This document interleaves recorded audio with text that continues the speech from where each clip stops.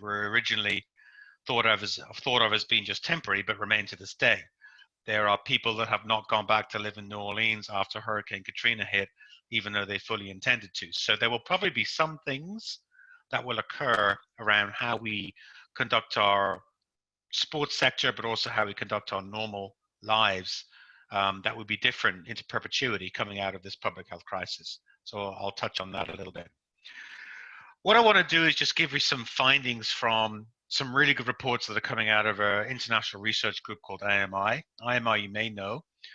They are major international thought leaders. They provide a lot of the global research and global consumer-based information in particular that informs a lot of major corporations and governments and how they choose to plan their operations and plan activities into the future. And they've been focusing very heavily in recent weeks on the impact of COVID-19 on the world. And to their credit, they've been providing a lot of these reports, which normally cost a lot of money to access, for free.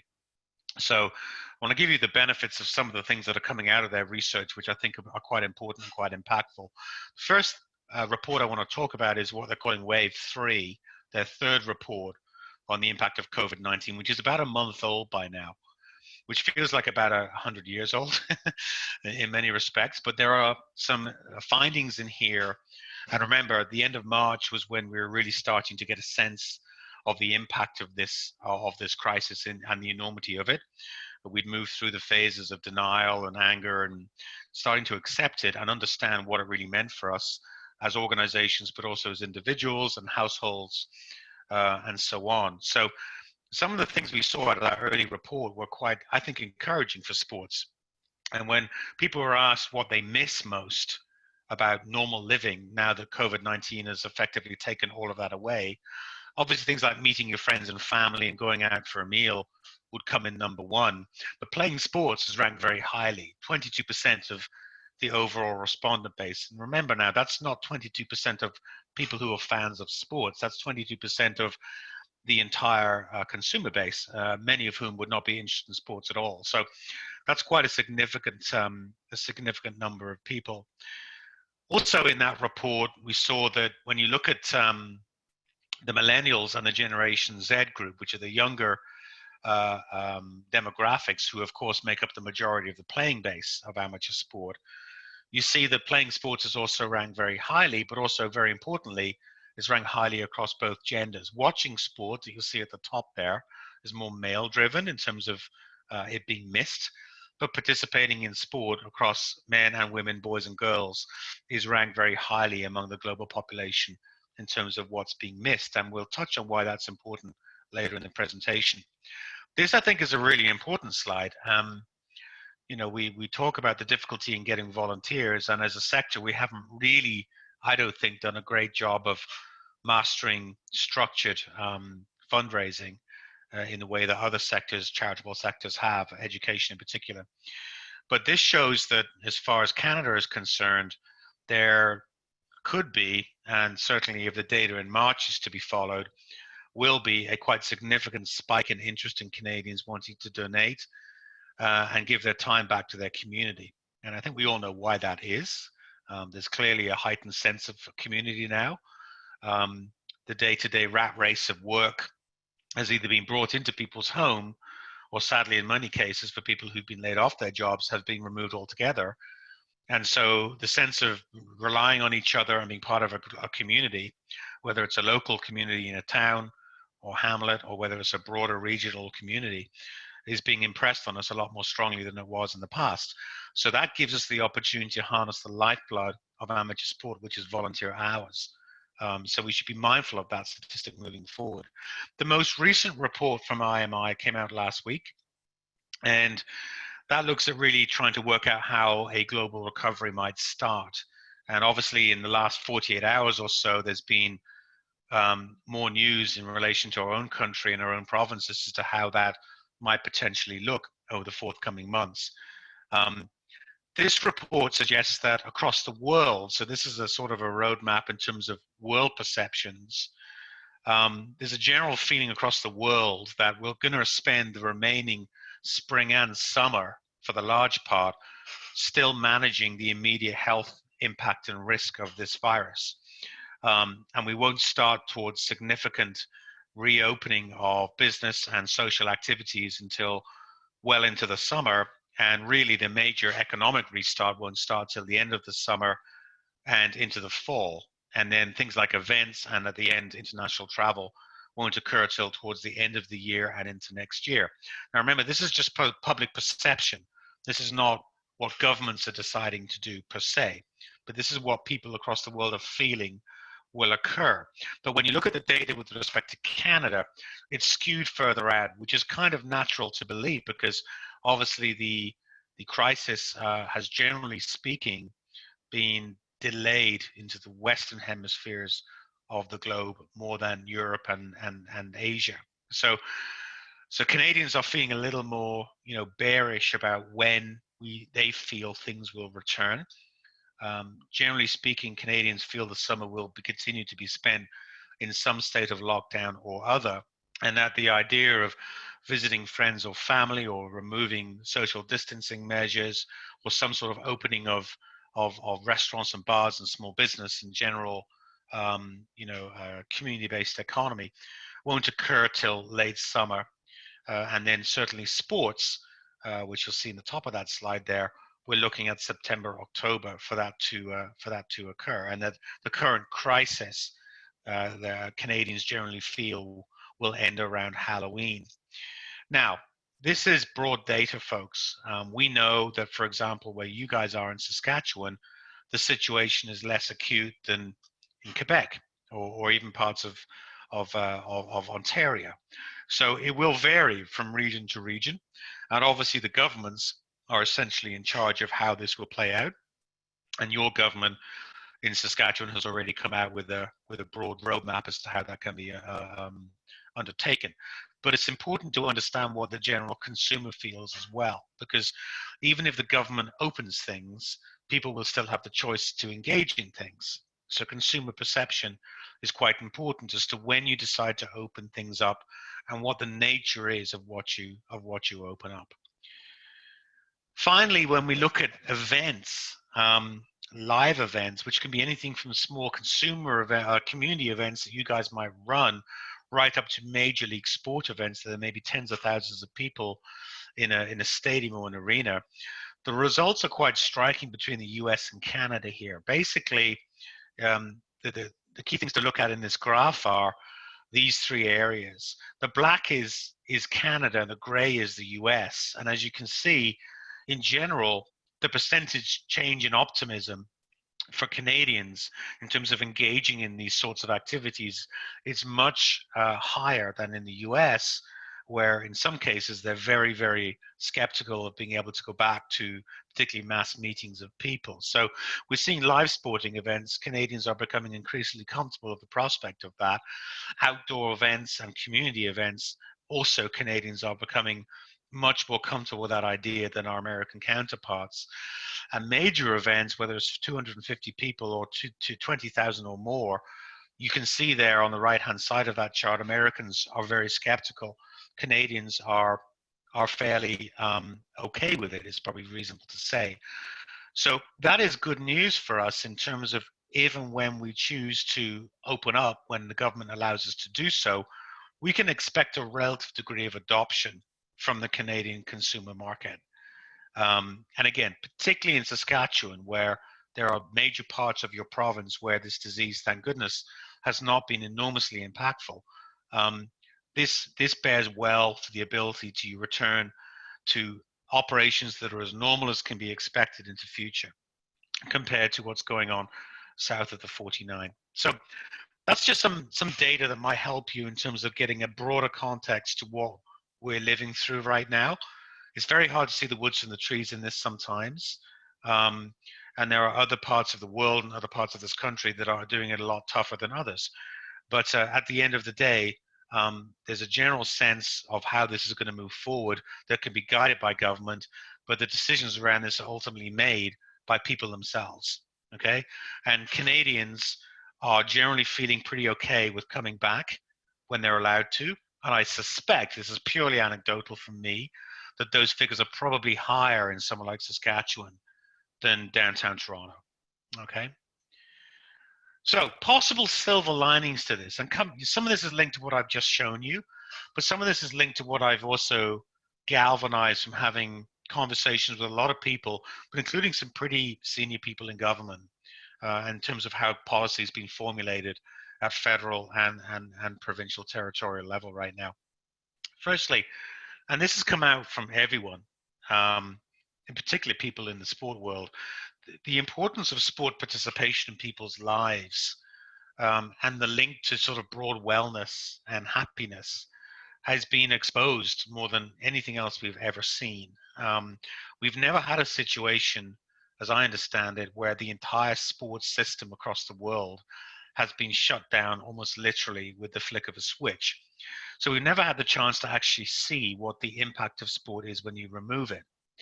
And here it is. It's pretty bad. Like, people are really missing going out, playing sports in particular, taking their kid to the arena, taking their kid to the soccer field. It's part of what we consider part of daily life that we enjoy and that we work hard to earn a living for. And when it's removed, people are really missing it, and some people are getting quite depressed. So what does that mean? It means when we come back, we really need to reinforce that. We really need to stop taking sport for granted. We need to impress on our municipalities, our sponsors, our other funders. Remember what it was like when we had the lockdown, how important what we do is. It's not just arbitrary kicking around a ball.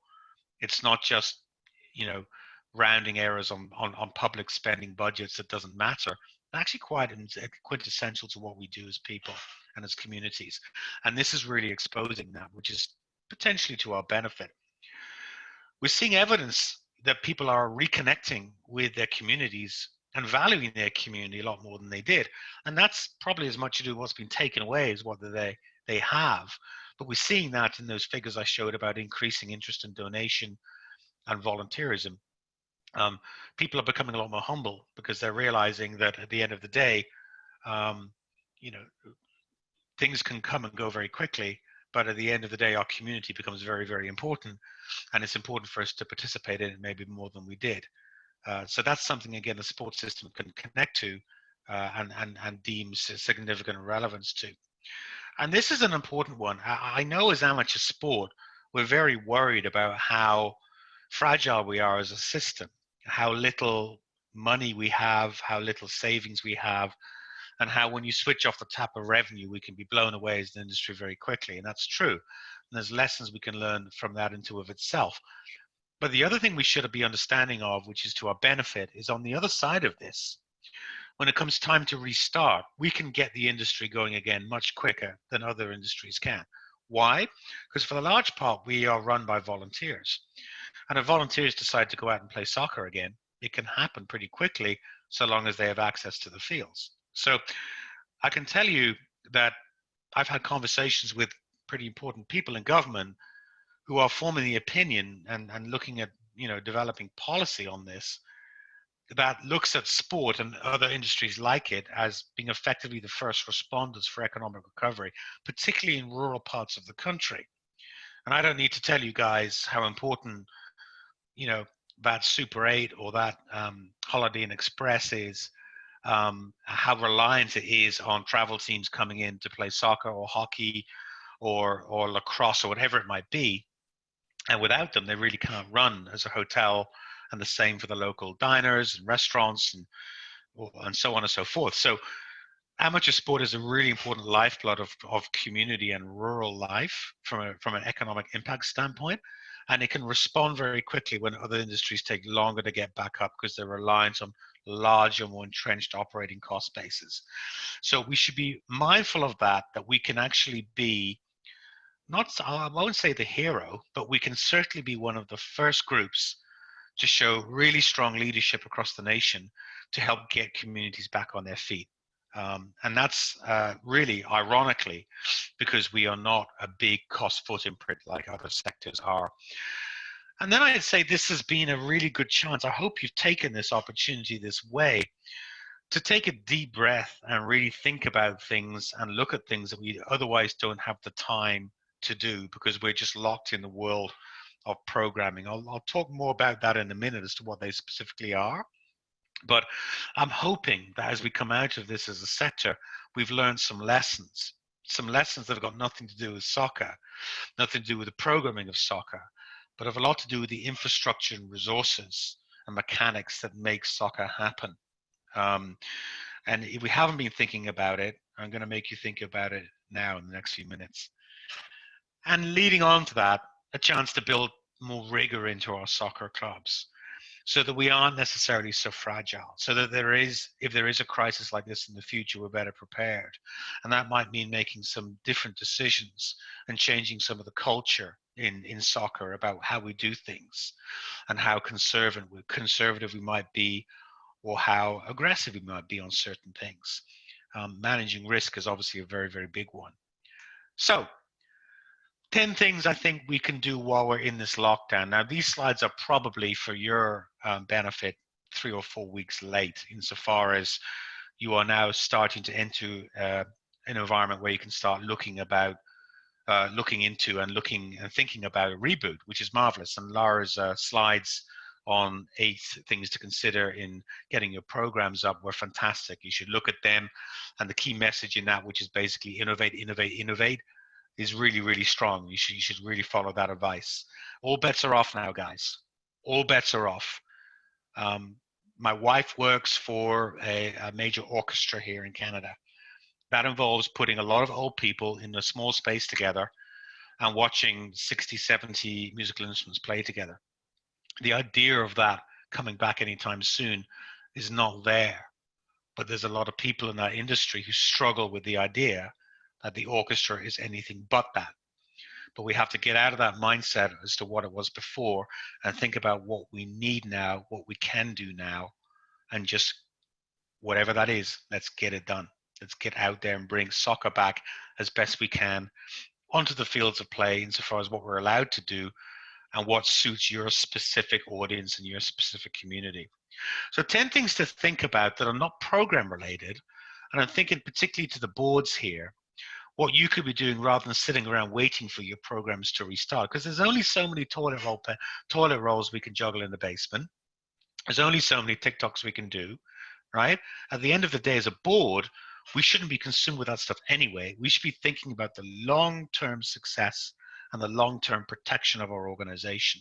So we should be thinking about a lot of things beyond the specifics of programming, which you can't do anyway, right?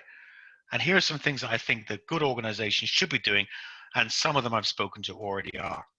The first one is, sorry guys, it's Paul Varian, governance, right? You should be training your board of directors. Why? You've got the time, but secondly, you are going to get a better example of what the board should be focusing on right now than you do in this crisis. Because it's times of crisis like this that expose what good boards have done and what bad boards have not focused on, right? So things like risk, leadership, planning, partnerships, strategic communications, all these things that you think about outside the box of the mechanics of tangible soccer programming that a lot of boards tend to focus too much of their time on. The chickens are coming home to roost in that right now, right? Good boards that have done that are in good positions. They have fiscal reserves. They have contingency plans. They have policies they're adhered to, right? They have a communications plan ready to roll out. They have great relationships with their governing bodies and the media outlets and their municipalities and neighboring sports organizations to get by, right? So if you don't have this in place with your board right now, never mind. But now's the time to teach them. Now's the time to train. Now's the time to get your board to understanding that it's fiduciary responsibility, which is the responsibility it has to look after the best interests of the club, are really important for this reason. Because when bad times hit, and catastrophic bad times hit, we're exposed if we haven't done these things, and we're protected if we have. So take the time, no matter how little it might be, to train your board. Second thing is plan, right? Now, I'm doing some strategic plans for clubs right now. They're finding it hard. Paul, how do we strategically plan this environment? We don't know what's going to happen. And that's true. It's hard to strategically plan. You can, right, depending on the organization you have, but you don't have to strategically plan. Raheem mentioned contingency planning, right?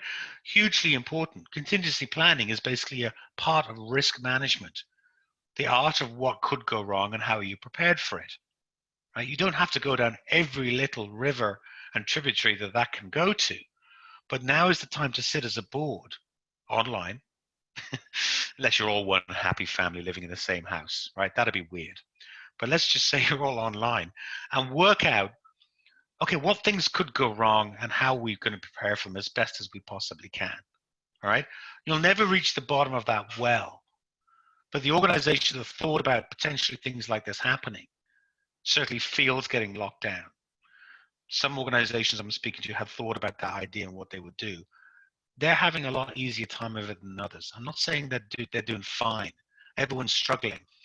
But good organizational management, good board management is about risk management. So plan your club and plan your long-term activities.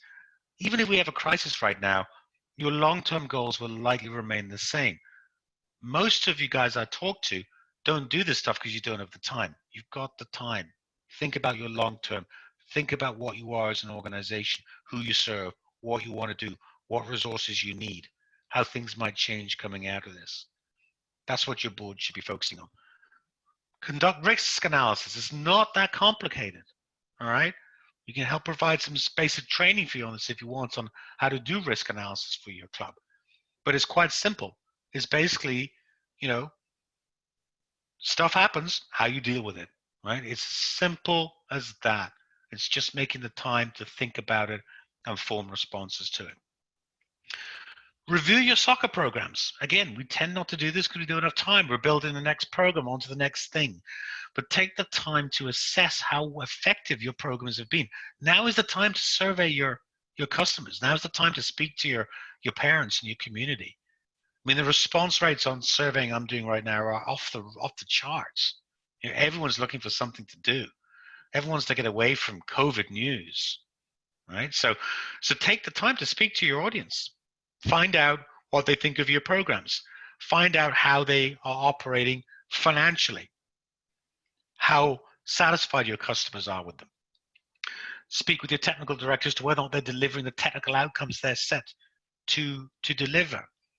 Think about how those programs are developing people, particularly your coaches, right? That's the quadrant with which you should assess quality in your programs. Do it now. You have the time. It'll heavily influence what you do into the future.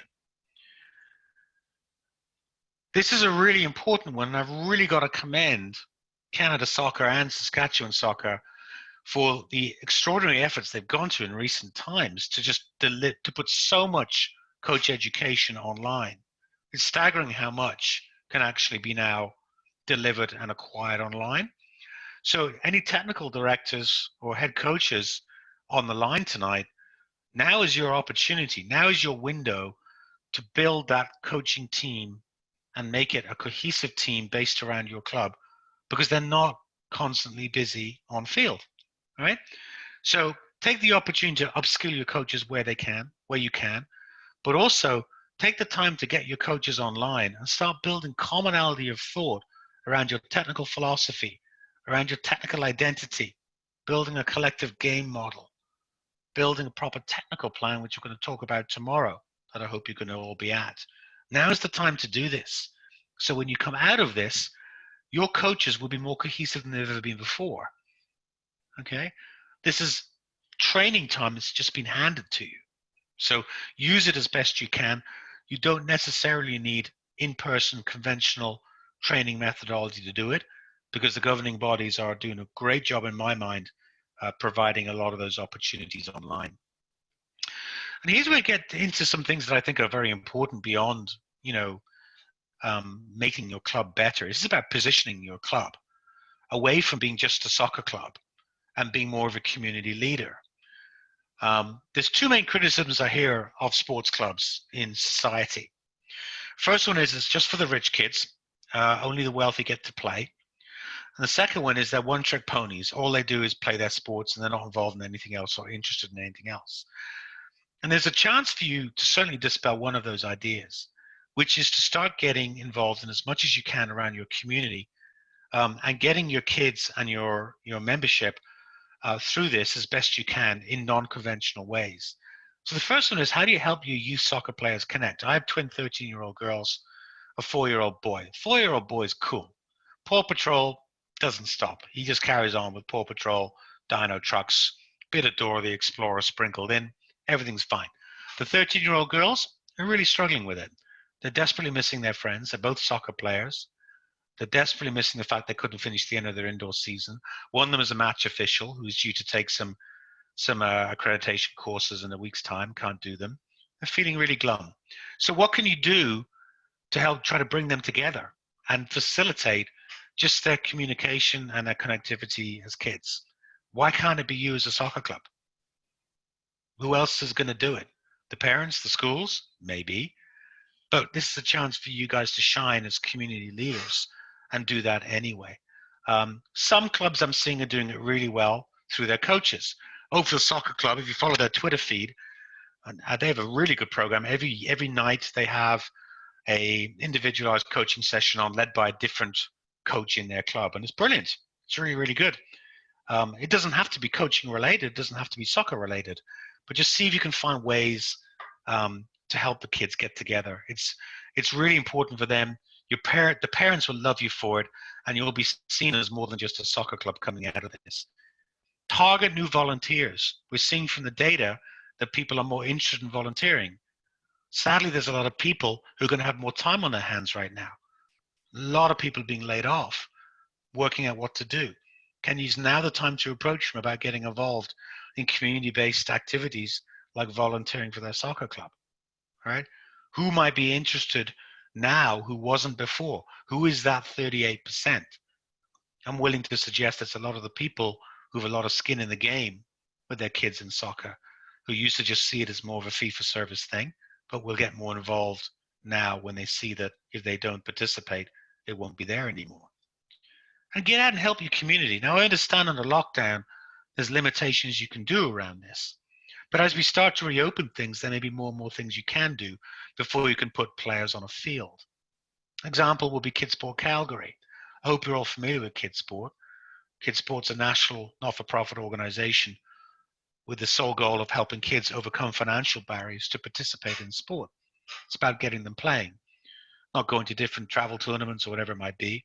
It's about the kid who can't play because their parents can't afford it, being able to. And Kidsport Calgary has started an empties drive because a lot of people in parts of the country, the retail outlets are not allowing return of empties. So they're all sitting in people's garages. And you don't look at my garage right now. Really, it's pretty bad. And so Kidsport Calgary have started saying, we'll go pick up your empties. We'll warehouse them, and when we can return them, we will.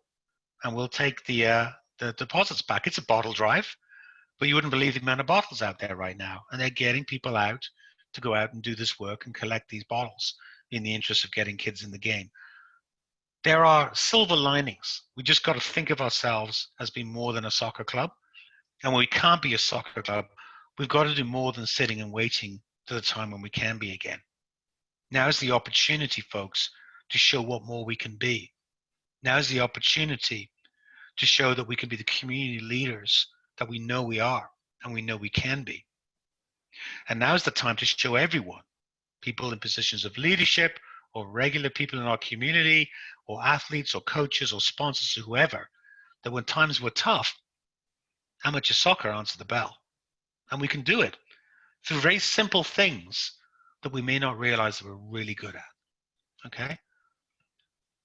So finally, a couple of other things. Manage your government relations. I don't know how well connected you are with your municipalities.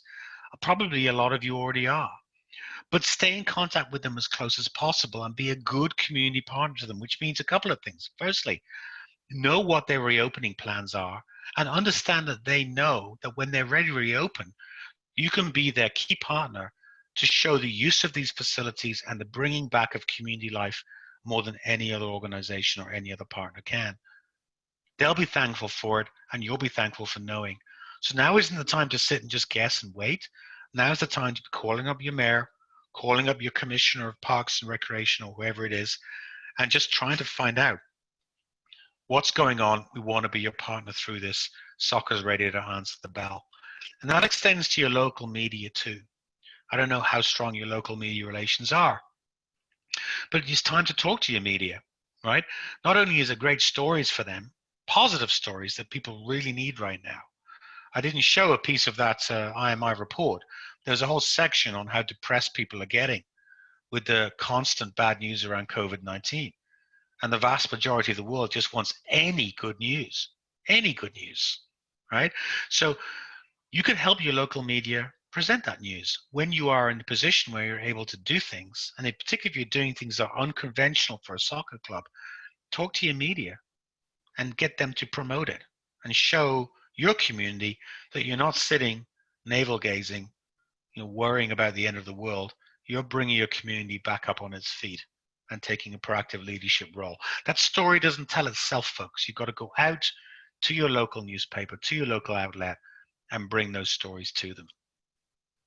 And this is the 11th that I decided to throw in at the last minute, because, again, a lot of people I'm speaking to, particularly in government, when I ask them what the sector could do now to really help itself and government as we start to enter this reopen period, pretty much all of them, and this is municipal, provincial, and federal level, are all saying, find a way to manage the economic impact of what your sector does. Because when this all starts to come back, the rhetoric and the discussion is going to move from keeping people safe and all that kind of stuff to getting people back to work. That's going to happen. It's already starting to happen to a greater or lesser extent.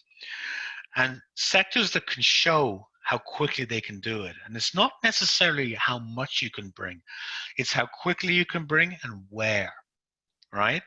That's going to be massively impactful in terms of how you can lobby government to show the value of the sector at large, right? So when people hear economic impact studies, they think of incredibly complicated, reports developed by economists that are showing the value of an Olympic Games or something like that. They don't have to be that complicated, even if it's as simple as showing roughly how many hotel beds, you're going to take when you run a tournament, how many Tim Hortons coffees they're going to buy, how many meals they're going to buy, how many gas station trips they're going to make.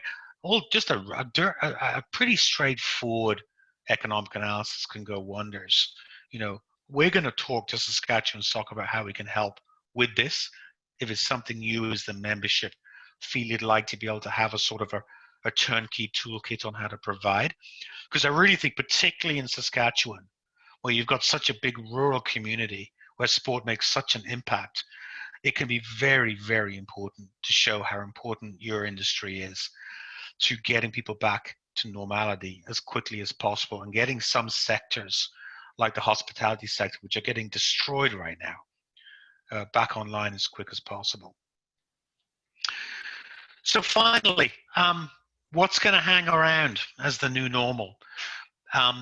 This is all based anecdotally off of what I'm seeing. So this is not off of any IMI report or anything. But from what I'm seeing from the discussions I'm having with a lot of people, and my own sense of it, and all of this tonight, I'm really happy to chat and discuss with people, because nobody really knows definitively any of this stuff. It's all guesswork at the end of the day. But what do we think is going to hang around? I think a lot of the things that are going to change are going to be quite large societal changes. The first one is there's already signs of movement away from this general trend towards globalization, towards more self-sufficient local economies, whether that's a national economy or regional economy, because firstly, the economics of the world are not going to allow globalization to continue the way it did, and there may be less political appetite for that to occur. So, be ready for the world to start looking into itself in a more insular way, a lot more than maybe it did in the past. Secondly, as I've touched on tonight, there's probably going to be a stronger refocus on community and community life, in part because we've been forced to look that way, but also because people have looked at it and liked what they've seen. That links on to the next piece, that we're already seeing signs of a lot of people, and I've had conversations with people ring me up asking me these sorts of things, and you've probably seen it yourself. There were people who never went back to New York after 9/11. There are people who face life-changing events in their life and decide to live an entirely different life. There is no doubt in my mind there's going to be people coming out of this who are no longer going to want to pursue the corporate banking career and the materialistic, rat race life they had in the past, and want to live a simpler life that they've realized they enjoy, that might be strongly more focused on community, quality of life, family, wellness, etc. So we need to watch for trends in consumer behavior that, again, I think will probably be in our favor as an amateur soccer system. This is the bad news. The amount of money the governments are drawing down across the world is unprecedented. It's 5 times more than the 2008 crash, and we hadn't even started paying that debt off. So we're going to be passing this debt on to our kids, sadly, and maybe their kids' kids.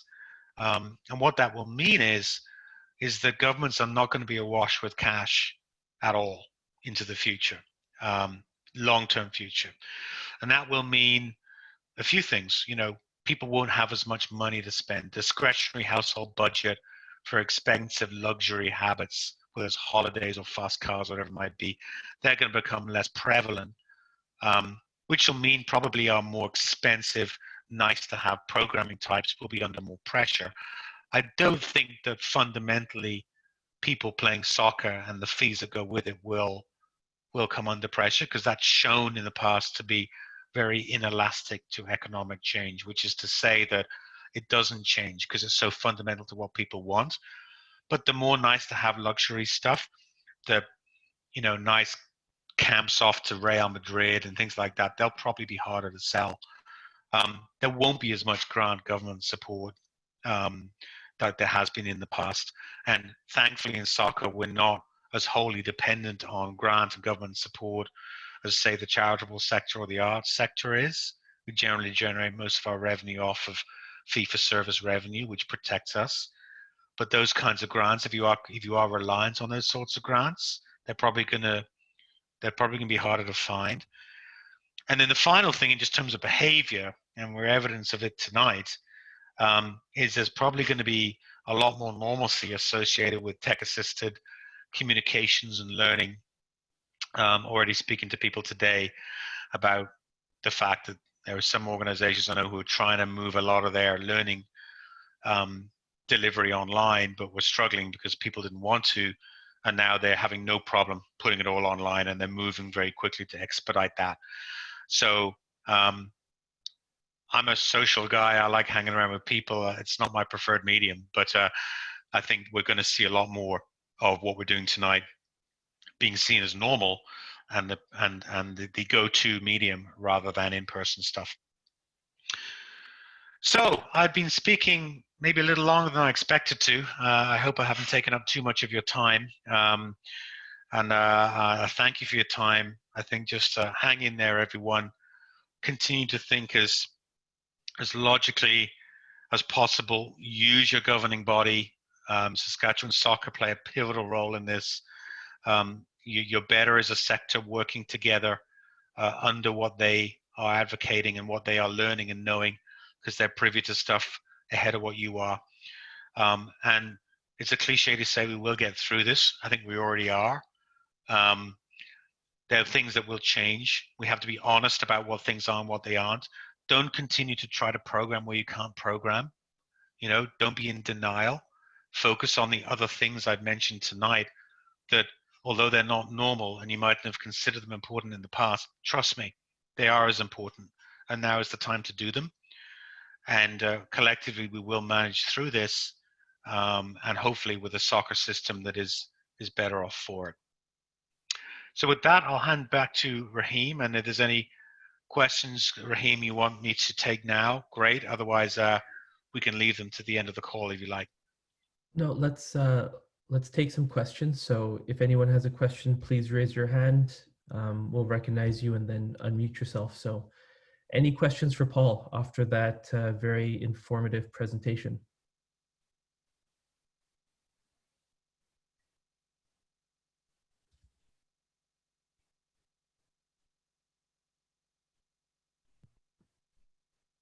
Everyone's gone to bed. All right. Well, I'm not seeing any hands being raised. So with that, Paul will be sticking around on this call. So if you have any questions at the end, please feel free to raise your hand then. Otherwise, you can also send something in the chat to Leanne, and she will be able to pipe up and provide us with the question being asked. Great, thanks. I hope to see you all tomorrow on tomorrow's How to Write a Technical Plan seminar. Thank you, Paul. Thanks all. Thanks, Fred.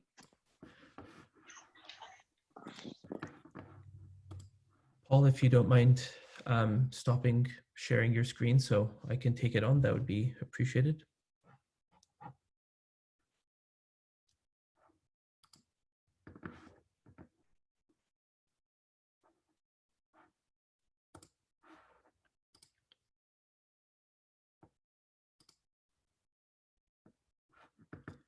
Leanne, can you just confirm that you can see my screen? I can see it. Perfect. All right. So again, thank you, Paul, for the information provided. And as we've plugged before, the How to Write a Technical Plan workshop starts tomorrow. You must register ahead of time, so please go to the SSA website, Coaches Workshop page.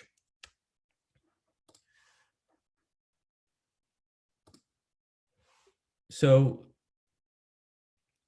moving on, the situation in Saskatchewan has been given a bit more clarity. I think it's important to first recognize the work that everyone has done collectively to do our best to flatten the curve, to adhere to the provincial government recommendations and requirements, because it's put us in a position that is far ahead of most of the rest of the country. And that's very apparent when I speak to technical directors from around the country on some of our calls. So recently they announced a 5-phase plan to reopen the economy. Soccer is a part of phase 4, indoor and outdoor recreational facilities. No date has been assigned to phase 4 just yet. Only phase 1 and phase 2 have timelines.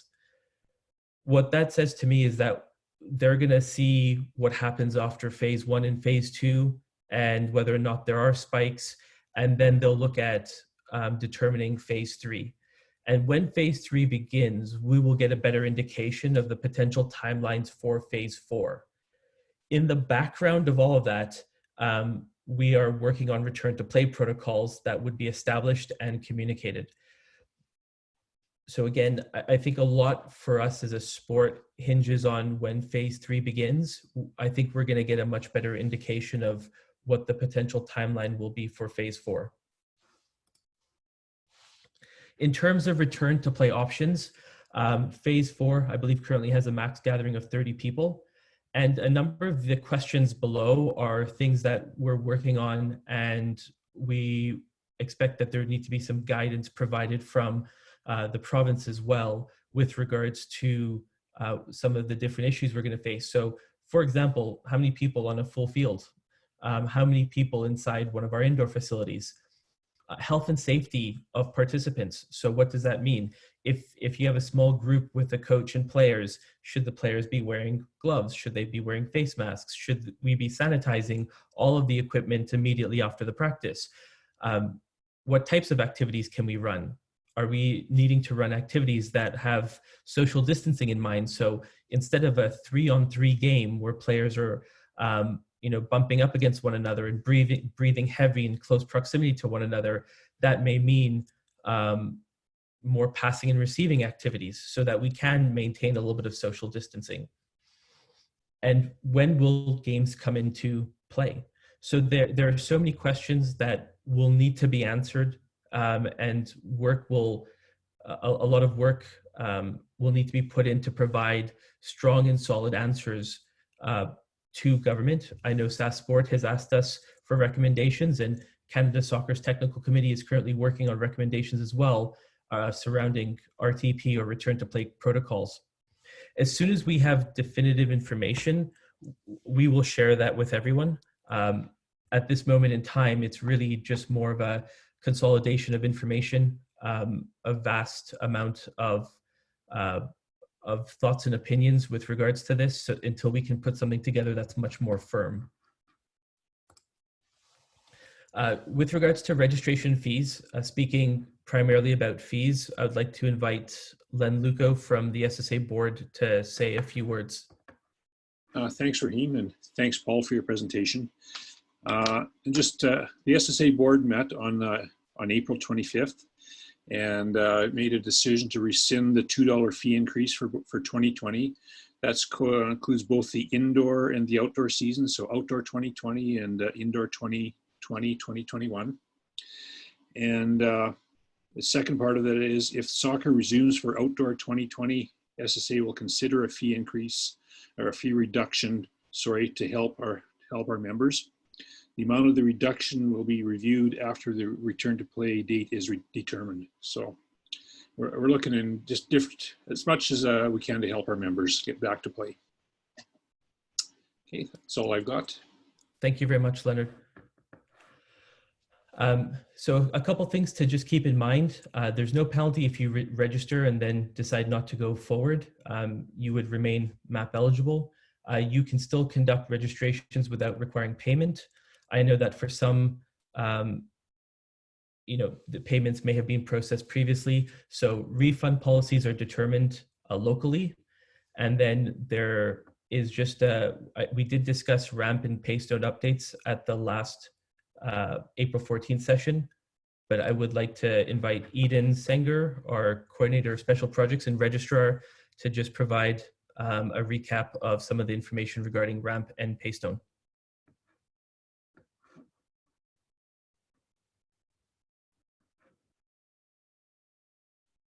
Eden, if you can unmute yourself.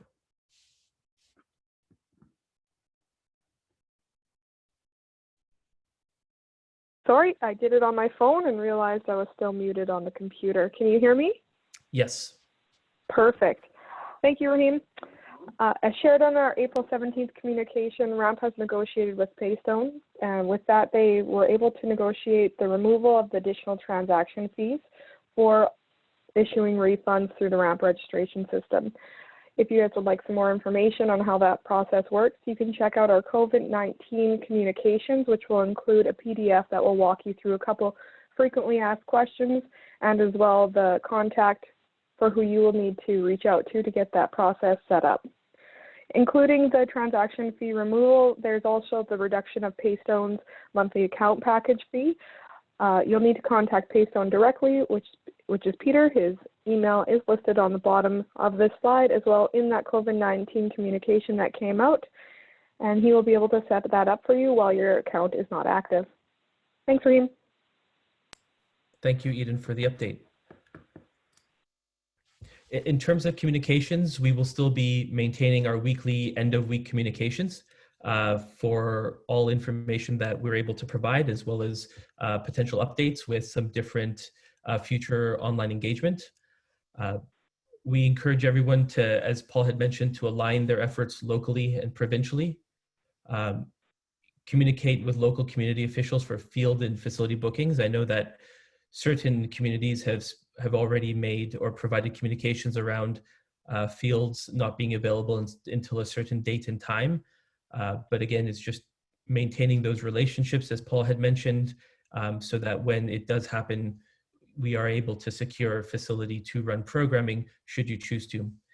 And then maintaining to choose positive and open language. I think it's really important in a time where there is a lot of bad news that we find ways to continue to be positive about the situation and coming out of the situation, and not making statements where it is, we are completely shut down operations unless that is a strong decision that your board has made. We want to encourage, and Lara's article about 8 ways to return to play, that's on the SSA website, talks about some different type of programming and innovative programming. So potentially breaking the mold of what we've previously delivered and finding new and unique ways to meet the needs of the participant. Because for those that have a good relationship with their members and within their community, I have no doubt that everyone is missing soccer.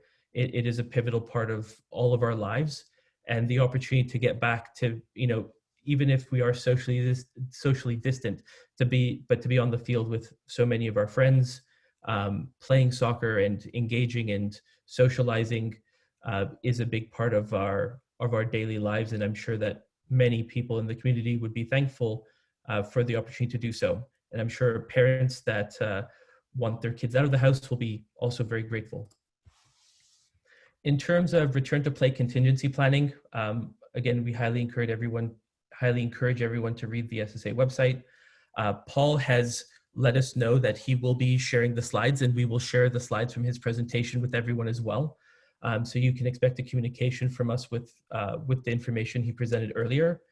And then outdoor soccer season. So it may be later summer or early fall, but looking for ways to get people re-engaged.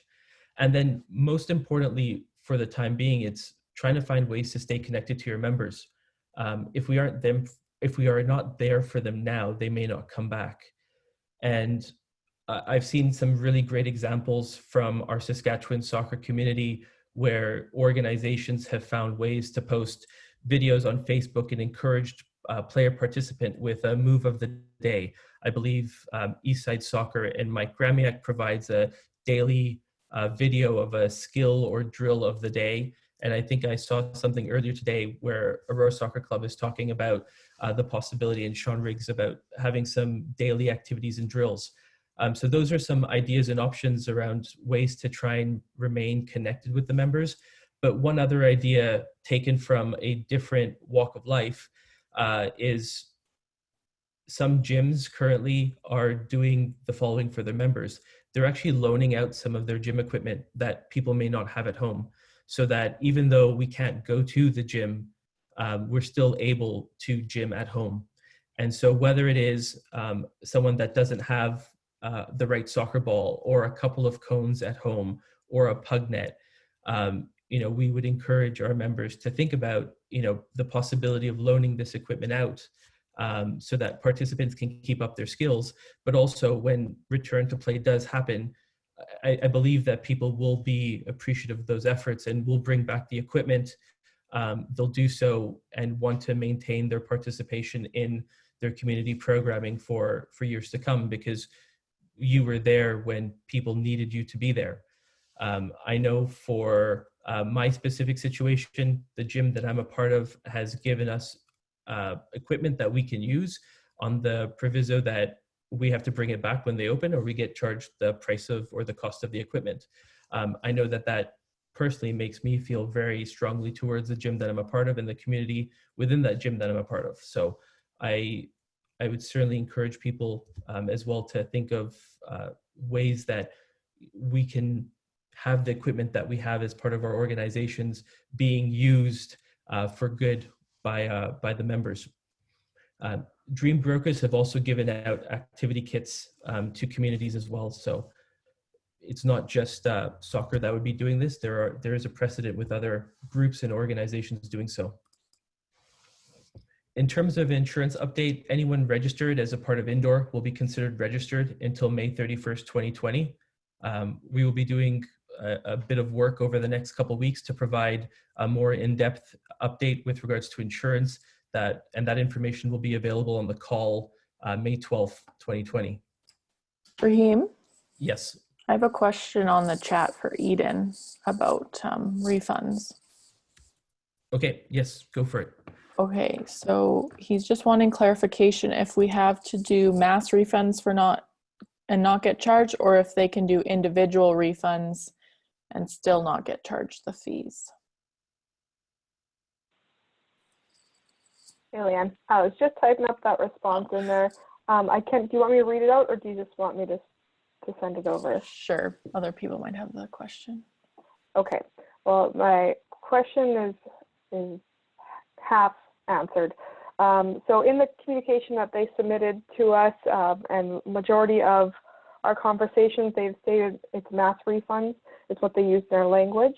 They do make a statement in the release that says, we RAMP have developed a method for you to do mass refunds in our system.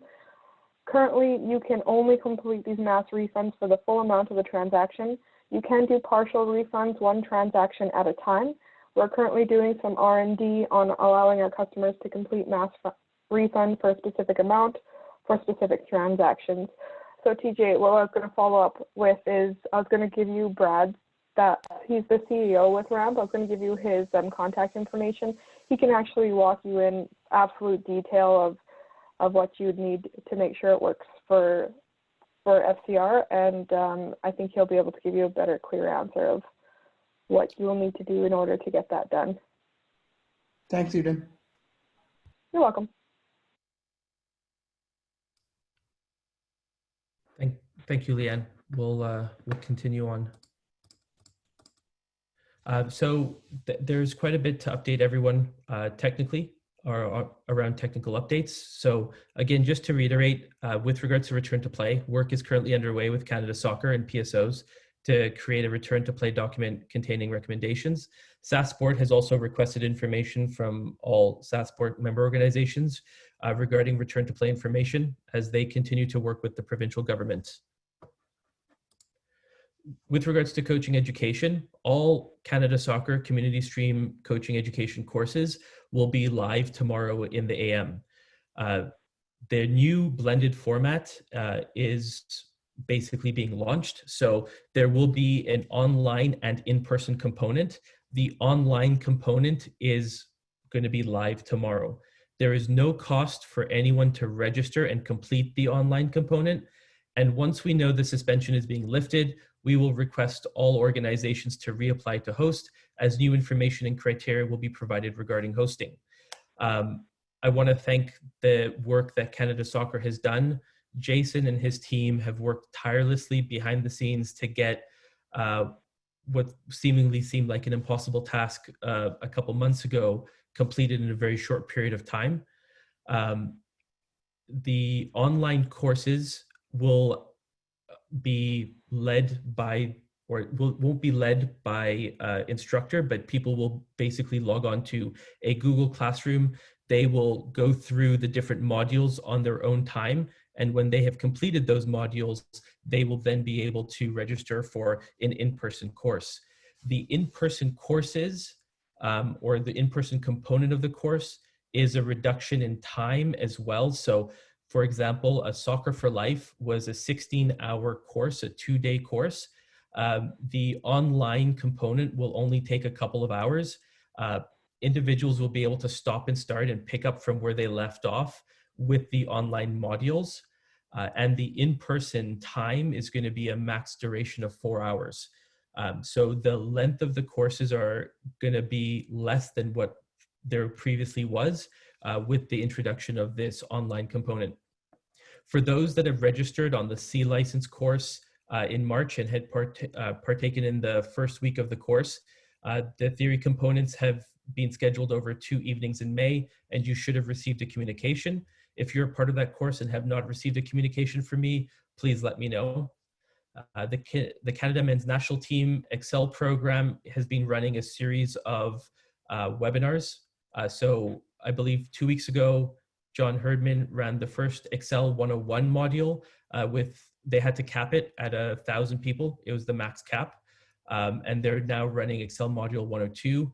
You can check our social media for information around that, as well as they've been running a series of Excel modules related to the regional Excel program that is available to Saskatchewan coaches. Modules 6, 7, and 8 are coming up. And if you want to find information on where to register, you can go to the SAS Soccer website, go under coaches workshops, and then under workshops and webinars. For those that are interested as well, regular posts are being made in the SK Coaches Room. It's an online Facebook group that provides an opportunity to share content and engage. So for coaches that are looking for that opportunity, please look to join the SK Coaches Room on Facebook. And we still have one more education webinar currently planned. We plan to have more, but one that is definitive was on May 27th, which is developing an annual plan webinar. With regards to referee education, the small-sided games clinic and entry-level referee course will also be live tomorrow in the AM. It is going to follow a similar process to the coaching education courses. I would like to recognize the work that Octavian has put in behind the scenes, doing countless hours of voiceovers on slides to make sure that we have online education for our referees as well. All referees will be able to register. They will join a Google Classroom, and they'll be able to go through the different modules on their own time. It is going to be blended again, where the online, there's an online component and an in-person component. The in-person component for small-sided games is going to be 2 hours. The entry level is going to be 7 hours. There is no cost to register and complete the online component. And again, once the suspension is lifted or is being lifted, we will request all organizations reapply to host, as new information and criteria will be provided regarding hosting. We also plan to contact all MOs that have previously, for both coaching and refereeing, were scheduled to host. We'll contact them and provide them with updated details on what hosting may potentially look like. And we are also going to start working on putting content online for a futsal referee course in the near future. Raheem, Yes. there's one question about Tyler from Weyburn is wondering if there's any updates on the CSA youth and child licenses being available online. Yes, so currently work is being completed to take both the child and youth courses, a large portion of them online. I'll get an update on Friday as to where they're at specifically. And once I believe that they have got those courses online, they may look to open up the courses to other provinces as well, because we're now going online for a vast majority of it versus what we had last year, which was 9 days of in-person. But I will provide that update to everyone most likely next Friday in the weekly communication.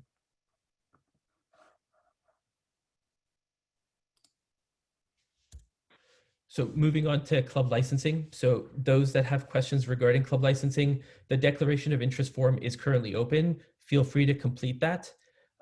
We will be, all organizations that have submitted their declaration of interest will be communicating with early next week. There's going to be a new process for document submission, which will hopefully be less cumbersome than the last one.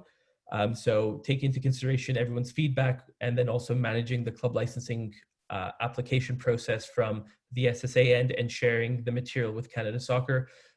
We realized that we need to come up with a new way of the document submission, which will hopefully make it a lot easier for everyone involved. For those that are waiting for the actual application to start the work, work can be started whenever you want as an MO. The criteria is already there, so you can start to work towards the criteria. And then just, if you've put together documents, just save those documents for now. And then when the application is open, then you can put them in the, or you can follow the application process at that point. Lara has done some terrific work building support guides for the different club licensing stages that will help each MO work towards their, or each organization work towards their desired level of club licensing. So over the course of the next few weeks, there will be a little bit of movement on club licensing with regards to communications going out to those that have submitted their declaration of interest, and anyone that is looking for additional help and support. We're there to help and answer questions. So please use us, please reach out to us. This is a great time, as Paul said, to really dig into the planning. It's part of the reason why we really wanted to have the How to Write a Technical Plan workshop, because we're being given time that we normally don't have. So please utilize us as much as you can. With regards to, Raheem, one more. Yep. Dan Kelly from SYSI was just asking if, following kind of Tyler's question, does it include the B license part 2? Yes, so the B license part 2, anyone that was planning on registering for it, that has their B license part 1, and was planning on registering for the in-person B license part 2 here in Saskatchewan, it's now going all online. They've canceled the in-person course, and all individuals that were registered for the B license part 2 in person in July here in Saskatoon should have received a communication from Stuart Neely, who's the manager of coach education for Canada Soccer, and he will have let you know that the course is moving online. If you haven't, send me an email. I'll make sure that you get in touch with him, but the B license part 2 this year is moved online. So moving on from club licensing, with regards to provincial and national championships, again, we are in phase 4. So we will be able to provide more clarity on what provincial competitions and festivals will look like once we've begun phase 3. So depending on return to play protocols, for the PSL specifically, we will engage member organizations and provide an option to join into what may be a reformatted or a remodeled PSL for 2020, and provide organizations with the option to pull out from the initial registration period that happened earlier this year. Again, a lot of this will begin on the timeline, of course, of when phase 4 starts, but also the return to play protocols. Provincial competitions and festivals planned for 2020 will hopefully be moved to a later date to facilitate engagement and competition opportunity for members.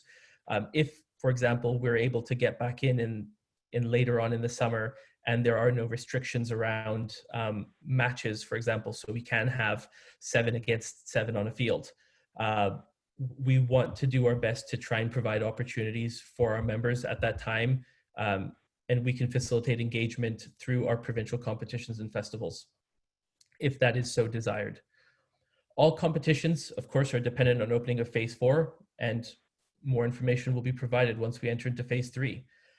We will engage with MOs as we get closer to phase 4. National championships decision will be made June 30th by Canada Soccer. And I think, just again to summarize it, we're going to look for ways to facilitate versus cancel if return to play for outdoor soccer happens.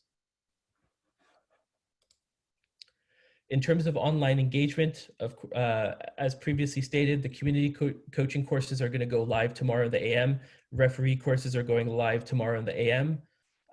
We recently held 2 MAP webinars on April 15th and 16th. The recordings can be found on the SSA YouTube page or YouTube channel. We held a walking soccer webinar on April 21st. A recording of that, if you missed it, is also on the SSA YouTube channel. And then we also had SSA Recognition Award Celebration on April 23rd, as Lisa mentioned in her opening. You can find that recording both on Facebook and I believe the SSA YouTube channel. We also hosted an organizer orientation. Yep, Leanne? Can I launch my poll now about the awards? Yes, please. So Leanne has put together a small poll. If everyone can just pop in their information, it'll just give us a little bit of insight into the SSA Recognition and Award Celebration. And we want to learn how to use these polls, so. This will also help us in the future for future member sessions as well. So thank you, Leanne, for taking the initiative on that. So again, the SSA Recognition Award Celebration hosted on April 23rd. There's a recording on Facebook as well as the SSA YouTube channel. We had tremendous turnout, so thank you to everyone for being a part of it. It was really enjoyable to see everyone's comments and to just know that even though I was sitting in my living room, it was great to know that I was watching that with so many other people. Lara recently hosted an organizer orientation webinar, and that recording can be found on the SSA YouTube channel. And then we have part 1 and part 2 of the How to Write a Technical Plan workshops coming up over the course of the next week. We are in the process of... Yep, go ahead. It's not on YouTube yet, but it will be this week. Wonderful. Thank you for that. So the organizer orientation, you can look out for it on YouTube this week. In terms of other and future online engagement opportunities, we're in the process of putting together some ideas, but part of the survey that you will receive at the end of this member session is going to help us formulate some other ideas or ways of engagement and plans as well. So please make sure to fill out that survey at the end. So with all of that, and I appreciate everyone's patience and listening, let's open it up for any questions that anyone may have. If you could just raise your hand and we'll acknowledge you. Some ideas around the discussion and questions. There's some really good work that's happening out there. And if you've been finding a way, for example, to engage with your membership, would love to hear from you. And I think it'd be a great opportunity to share with our Saskatchewan soccer community as well. But otherwise, what are you experiencing since the last call? What are your participants asking? How is your board feeling? and what are some of the contingency plans that you are considering?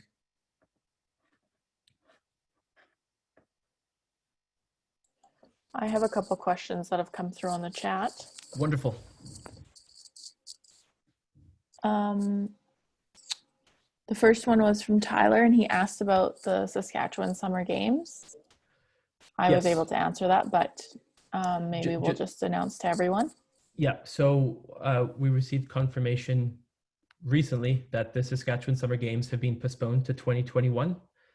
They're currently finalizing the date for the games, but 2021 is going to prove to be an incredibly busy summer with SAS Summer Games, NAIG, as well as Canada Summer Games, all happening in the same about 6-week period of time potentially. So 2021 is shaping up to be the year of soccer and multi-sport games. And our second question was, should we be encouraging a number of coaches to attend the technical plan webinar, or would it be more for just our technical director? I would highly recommend for all technical directors or technical leads within their organization to be a part of the How to Write a Technical Plan workshop. But anyone that has aspirations of being a technical lead one day, the notion of planning and technical planning is a key foundation to being a leader or technical leader within an organization. So anyone that has interest in that, I would highly recommend that as well. But at the same time, for board members, don't feel shy about jumping in as well, because to a certain extent, many board members help manage their technical lead. So I think it's also important for organizations that may not have a full-time technical director, or they may not have a part-time technical director, but they're trying to work with someone that they have identified as a technical lead. It will give more individuals within your organization more insight into technical planning and how to write a technical plan, because it's not, I think there can be a misconception and a misnomer that technical plans are 20-page documents that are full of very minute details that are, X's and O's related, and that's not necessarily the case. So for board members on this call, feel free to partake as well. Part 2 of the workshop and the case study is also a great opportunity to do some more learning. And this session was previously going to be scheduled on the Friday before the AGM. And on the Sunday after the AGM was another session on how to manage your technical lead. So we're working with Paul to try and find the best way to deliver that workshop as well, slightly later on. But the two definitely can go hand in hand. So don't be hesitant about joining.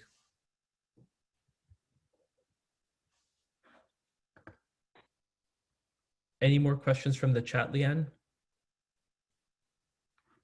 Not right. Oh, yep, just a second. Will the technical planning workshops be posted on the site? I think that might mean recordings of it. So we will be recording the how to write a technical plan workshop, but that's going to go into the Google Classroom. So we've set up a Google Classroom for all registrants, because a part of being on this workshop is watching part 1 or participating in part 1, and then completing part 2, which is reviewing a case study. So for access, you need to make sure you register, and the goal would be for you to also complete. If you, for example, can't be on tomorrow night because of a prior commitment, we will be recording it, posting it on the Google Classroom. But we want people that are coming in and registering to complete both part 1 and part 2.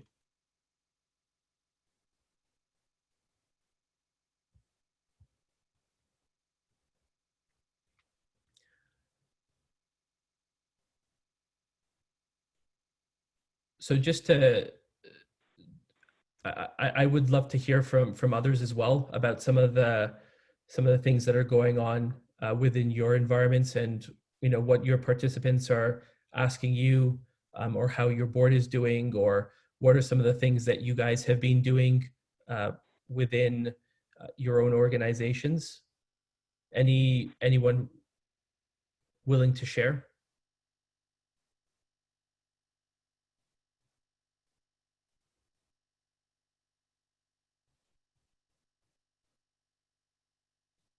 Yes, Amanda from SYSI. Hi, thanks. So Saskatoon Youth Soccer announced last week of canceling our spring outdoor season for the months of May and June. And all of our communities and zones are in the process of either refunding or providing the option of a credit to families. In the meantime, we are in the midst of doing a survey of all our current outdoor players as well as our previous indoor season players, just gathering information from them on how COVID-19 has potentially financially impacted them, what the chances are that they will be planning to register for the fall season coming up, and also trying to get some information from them in terms of what type of summer programming options they would be open to.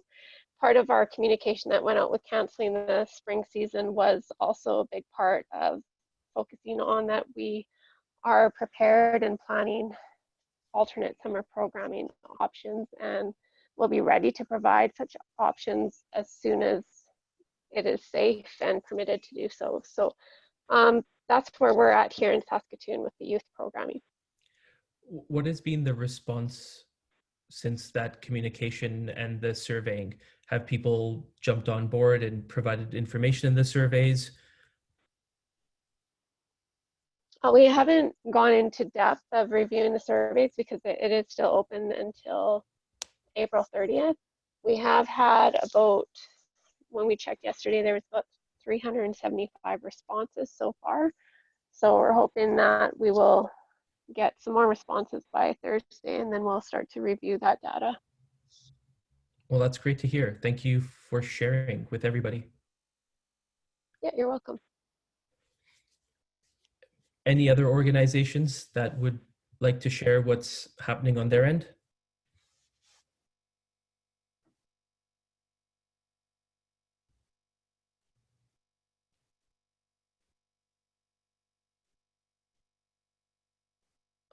I will apologize in advance for this, but I know that it's popped up on some of my social media feeds, but Mike at Eastside, I think you've run some type of engagement program with the athletes. Could you just provide a bit of information around that and what the response has been like?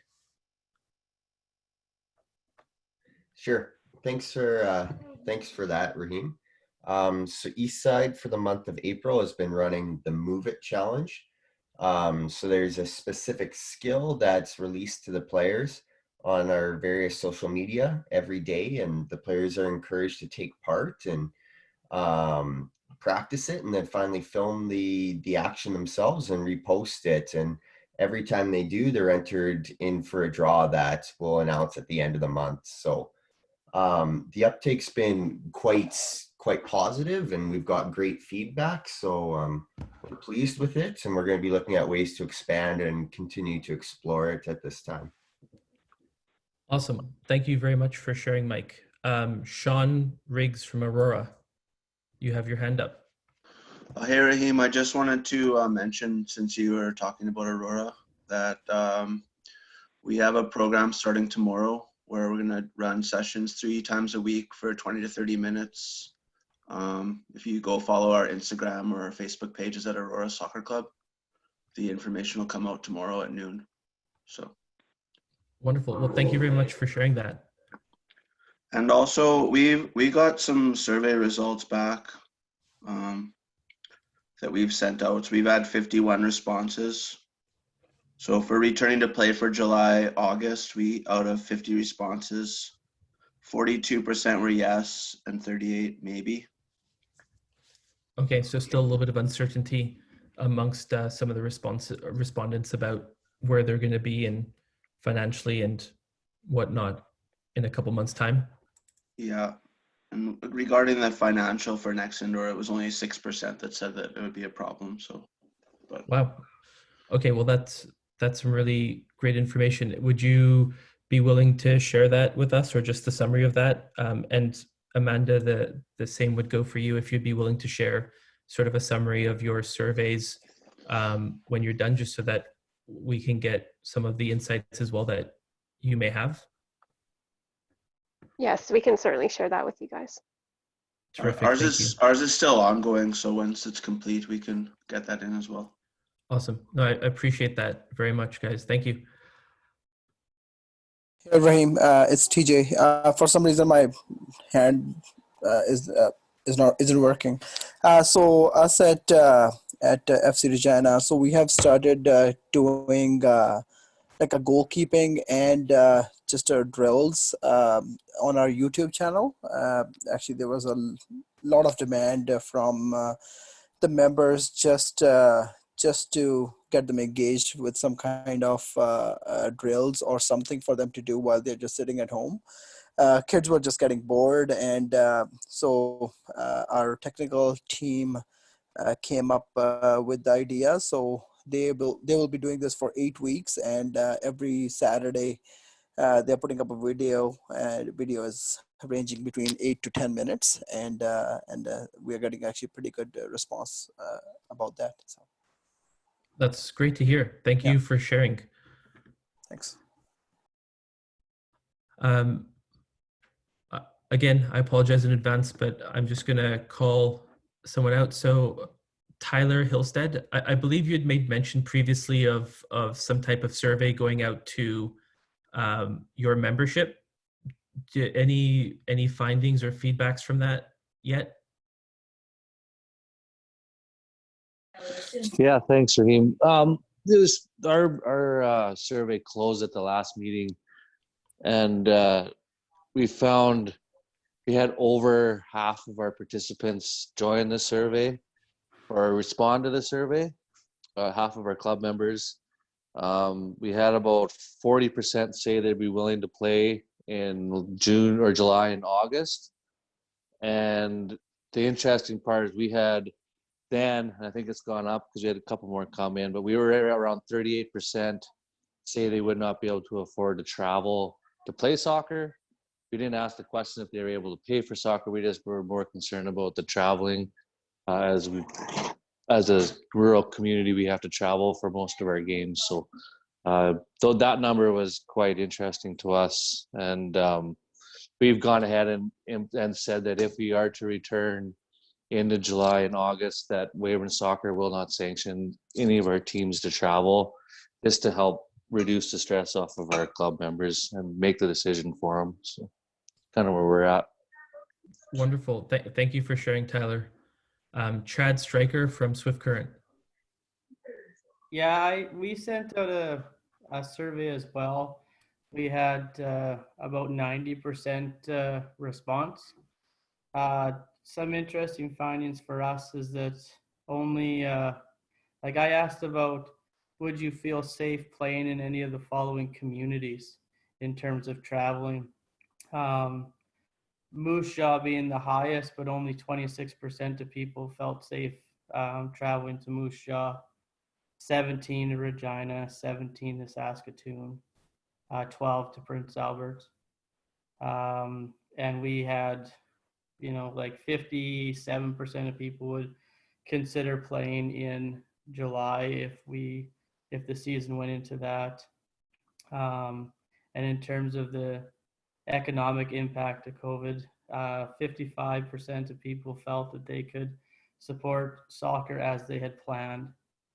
30% would have to make a choice between playing community soccer and traveling soccer, and 10% would return to soccer only if it was free. Very interesting. And same goes for what I asked earlier, but once the survey's over, if you could just send that through to us, and it'll just help us in terms of better understanding some of the different local realities. Sure. Thank you very much. Lara from SSA, your hand is up.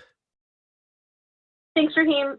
It's so great to hear that everybody has open plans and intention to try to figure something out and run something that works in your communities. That's really heartening for myself and the other staff to hear. I just wanted to let you know that later this week and early next week, we'll be posting a few more articles, like our 8 Ways to Return to Play articles. So tomorrow, to piggyback off of what Paul has said, we'll be posting what we're calling a kicking it up a notch. Hoping that's a little kicking pun article about some programs and services that we offer that might be of help to members. And of course, as well, just wrapping all of some of the things that Raheem said tonight with coaching and some of the other options that we have available into another article so that everything's all in one place. So check our website out a little bit later this week for those things coming down the pipe. And if you are on this call and you have not yet submitted your MAP grant, it is due Friday at midnight, and you can direct that to me, please and thank you. So just a friendly reminder. Thanks, Raheem. Thank you, Lara. Are there any other questions from people on the call or anything that anyone would like to share?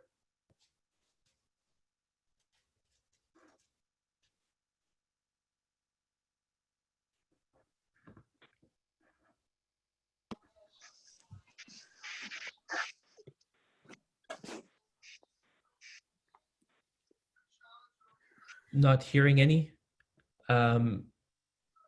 We'll provide some information on the next meeting, and then Lisa, I'll be turning it over to you if there's any last words that you would like to say. So next meeting, May 12th, 2020, registration information will be sent through on Friday's communication, as well as a follow-up email after this session ends. In the follow-up email, it will contain a link to a survey. If you could please take 2 to 3 minutes to complete. I don't think it's going to take more than that. And the email will also contain a link to our SSA YouTube page, where some of our recorded webinars can be found. So if you were interested but missed a couple of the different webinars we had, like MAP or walking soccer or newcomer inclusivity, which was earlier this month, it can all be found on the SSA YouTube page. So with that, Lisa, any final words? Yeah, thanks, Raheem. Thanks, Raheem, and to the rest of the staff, Leanne, Eden, Lara, and Doug for getting everything organized for to make tonight happen. It's been very informative. Thanks very much to Paul Varian for all of the information and the presentation that he made, and looking forward to hearing how his workshop tomorrow goes. Thanks again to all our members for getting on here tonight and also sharing what's happening in your respective communities and the types of surveys and programming that you're offering. Again, this is crazy times and we're all just trying to get through it, and I appreciate everybody's willingness to continue to think outside the box and kind of reinvent ourselves and redefine how we're going to stay engaged with our own members. So thanks very much. Appreciate everybody's time tonight. So that's all I have. Thanks. Wonderful. Thank you, Lisa. Just to reiterate, if there's anything that anyone needs or any other questions, please don't hesitate to contact myself or other SSA staff. I know that this is a trying time and we want to make sure that we do our best to support everyone through it. So thank you all for making time on a Tuesday night, and we look forward to speaking with everyone in 2 weeks' time, where we will hopefully have some more information in other areas. Thank you all. Stay safe. Thanks, Reed. Good night. Thank you, Hugh. Good night, all. Night, Thanks, Lisa. everyone. Thanks, Dan. Thanks, Reed. Thanks, TJ.